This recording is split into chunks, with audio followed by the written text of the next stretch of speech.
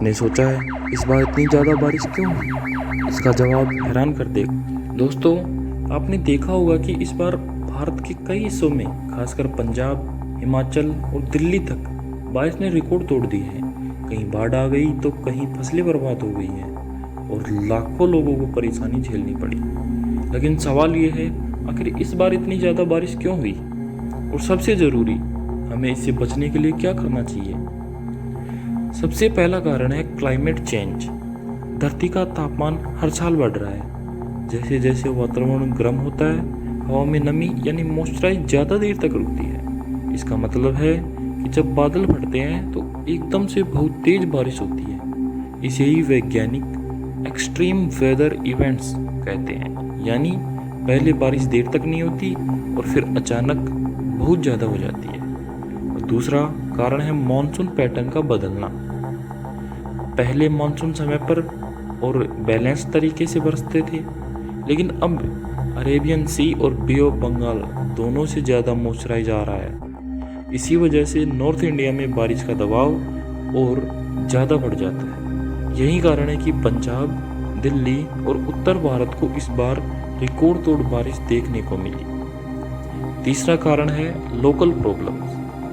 नदियों में गाद और कचरा जमा होना, शहरों में गलत ड्रेनेज सिस्टम और ज़मीन का बेहतरीन इस्तेमाल, ये सब वजह भी बाढ़ और पानी भरने की समस्या को और बढ़ा देते हैं। यानी सिर्फ मौसम ही नहीं, हमारी प्लानिंग और मैनेजमेंट की कमी भी इन हालातों को खराब करती है।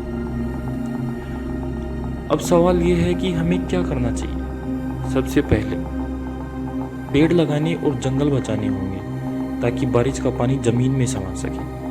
दूसरी बात, नदियाँ और नालों की सफाई और सही मैनेजमेंट ज़रूरी है। तीसरा, शहर में मॉडर्न ड्रेनेज सिस्टम और रेन वाटर हार्वेस्टिंग लगाना बहुत ज़रूरी है। और सबसे अहम, हमें क्लाइमेट चेंज को गंभीरता से लेना होगा, यानी पॉल्यूशन, कार्बन डाइऑक्साइड कम करना होगा। अगर सरकार, समाज और हम सब मिलकर ये कदम उठाएं तो ऐसी आपदा से काफ़ी हद तक बचा जा सकता है। तो दोस्तों, अब आप समझ गए होंगे इस बार इतनी ज़्यादा बारिश क्यों हुई।